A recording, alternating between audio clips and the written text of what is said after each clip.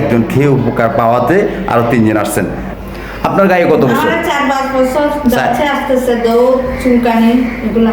আচ্ছা, হাতটা দেখান। এটা আপনার এটা হচ্ছে সোরিয়াসিস। এটা হচ্ছে সোরিয়াসিস, যেটাকে ফাঙ্গাল ইনফেকশন বলা হয়। সোরিয়াসিস ফাঙ্গাল ইনফেকশন তো একবার খেলে হয়, একবার আসলে হয়, সেটা আপনারা পুরান রোগী খাইছেন, আবার দ্বিতীয়বার আসছেন।